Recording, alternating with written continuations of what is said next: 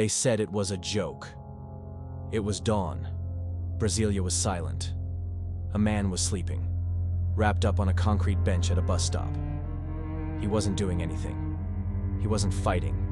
He wasn't threatening anyone. He wasn't asking for anything. He was just sleeping.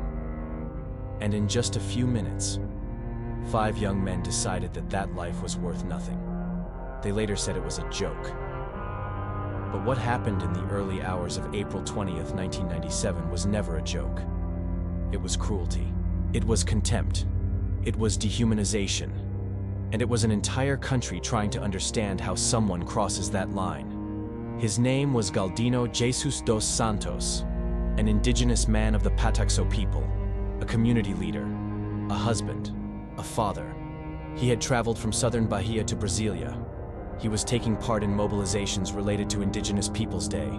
He was there fighting for rights, for land, for dignity.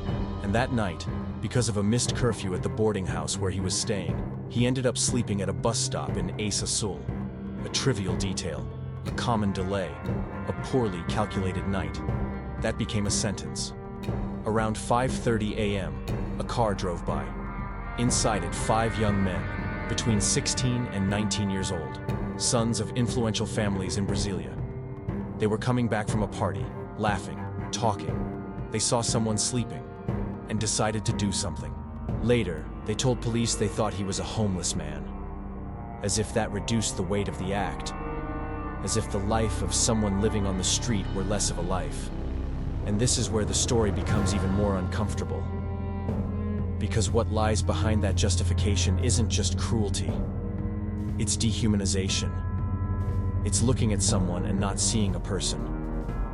It's turning someone into an object, into a thing, into a target. When that happens, the moral boundary dissolves, and the unthinkable becomes possible. The flames were intense, far more than they imagined. Galdino woke up in desperation, with 95% of his body burned. He was taken to the hospital.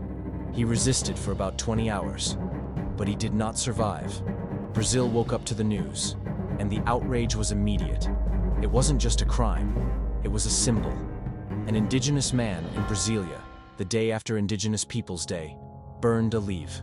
The reaction went beyond the country. It became an international headline.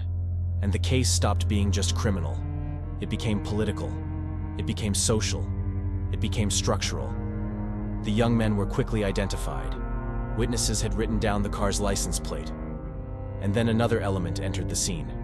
They came from influential families, parents in public office, connections, lawyers. The debate about privilege began instantly. Initially, there was an attempt to reclassify the crime, from intentional homicide to bodily injury resulting in death. In other words, no intent to kill. But here's a simple question. When you pour fuel on someone and set them on fire, don't you assume the risk of killing them? This legal discussion was central, and it sparked public outrage. Society applied pressure. The public prosecutor's office appealed. The case went to a jury trial, and there was a conviction. But the sentence and how it was served generated new debate. They were sentenced to 14 years, but sentence reductions and legal benefits significantly reduced the actual time served. One of them was a minor. He received a juvenile measure. Years later, all of them rebuilt their lives. Some became public servants, stable careers, high salaries. And here another uncomfortable question arises. Social reintegration is a right, but how do you balance that with the perception of impunity?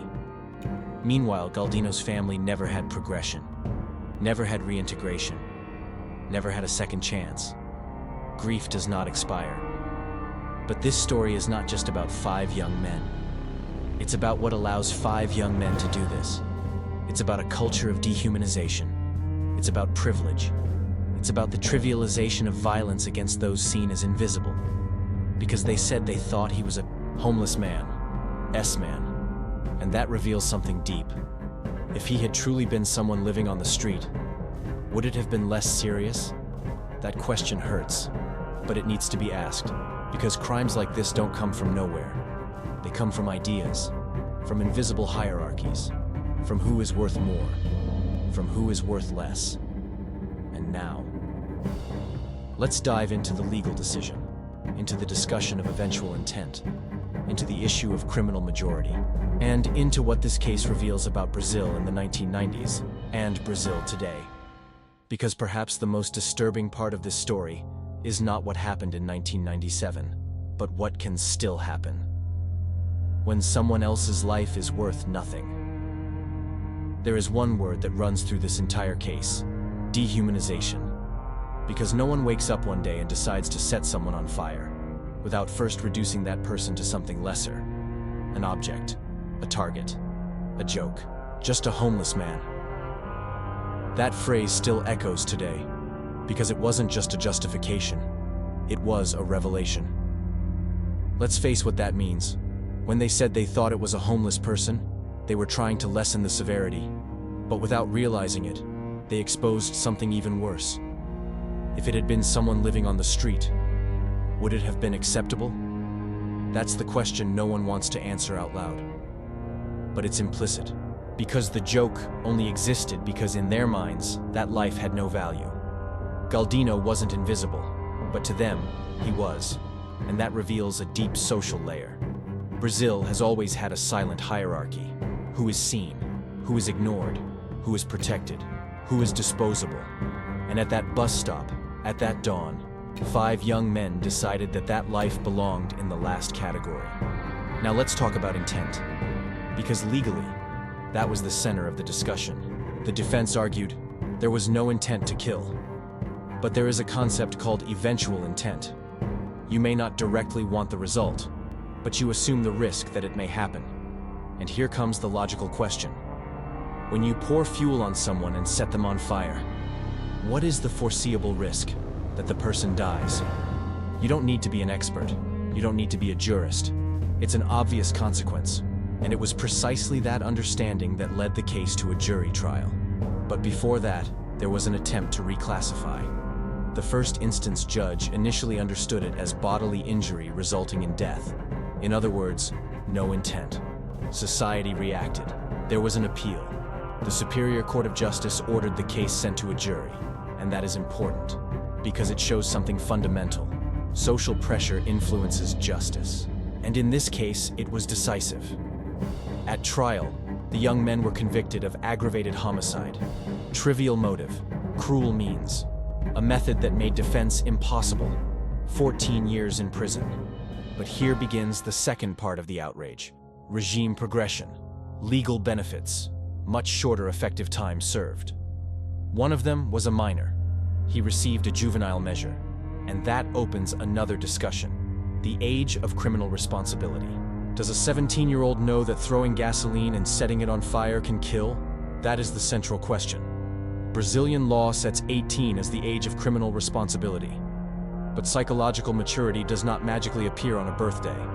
This debate has spanned decades, and cases like this reignite the discussion. But let's return to the most human point of the story. Galdino survived for about 20 hours. 20 hours, with 95% of his body burned. That means extreme pain. It means almost indescribable physical suffering. It means a body fighting to its last limit. And meanwhile, those responsible awaited legal developments. There is a brutal contrast here, one fighting for life, others discussing narrative. Years later, many of them rebuilt their lives. Some entered public service, stable careers, high salaries. Life resumed. And here comes the most complex moral dilemma. Does the penal system exist to punish, or to reintegrate? Or to reintegrate? If the answer is reintegration, then yes, they have the right to rebuild. But the sense of impunity is born from comparison. Because the victim does not rebuild, the family does not rebuild, the absence is permanent. The Galdino case became a symbol of gratuitous violence, a symbol of structural privilege, a symbol of the gap between formal punishment and the perception of justice. But it also exposed something larger: the historic prejudice against indigenous peoples, the trivialization of violence against those seen as marginal, and how much of that still exists. There is a question that must be asked honestly. If at that bus stop there had been a well-known businessman sleeping, would they have done the same? If it had been an influential politician? If it had been someone from their own social class? The almost automatic answer reveals everything. The target was chosen because he seemed defenseless, because he seemed invisible, because he seemed disposable. And that makes the crime even more disturbing. Galdino was in Brasilia fighting for territorial rights, for recognition, for dignity for his people. And he was attacked precisely while representing what Brazil has historically tried to push to the margins. There is no proof of direct anti-indigenous motivation, but the symbolic context is impossible to ignore. And here comes the structural point. Brazil was born out of territorial conflict with its indigenous peoples, out of cultural erasure, out of silencing. Cases like this do not emerge in a vacuum.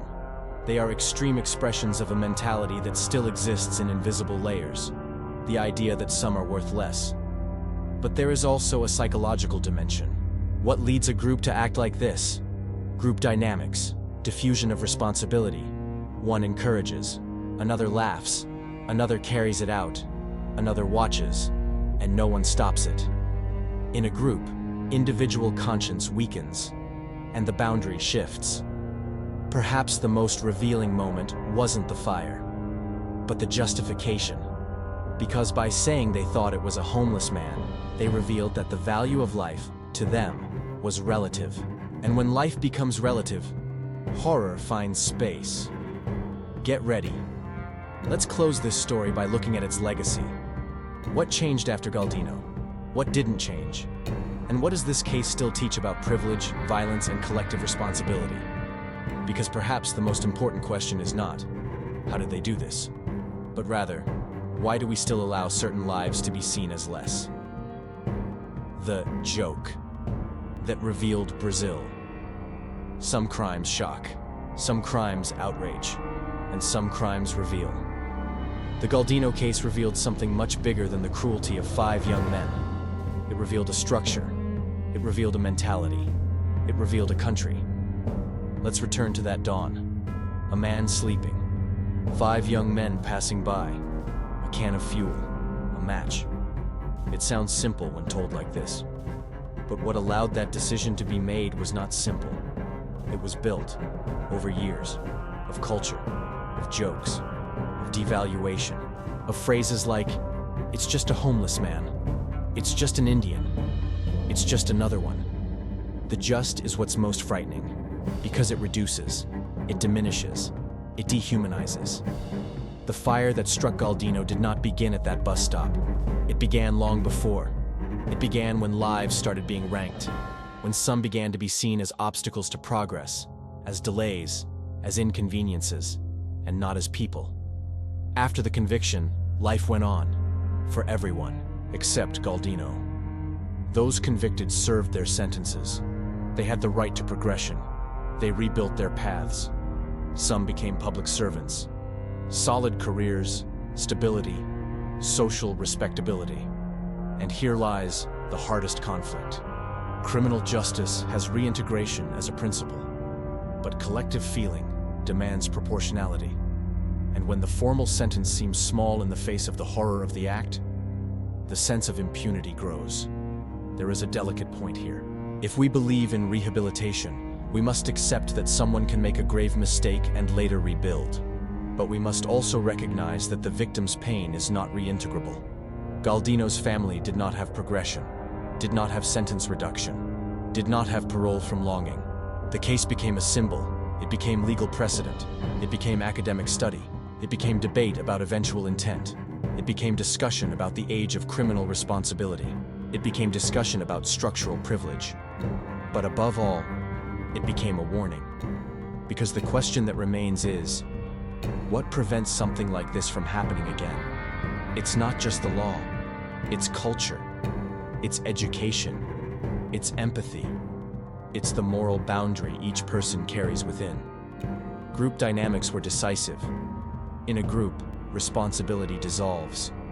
Guilt fragments. One acts, another watches, another laughs, another encourages, and no one stops it. It became discussion about structural privilege.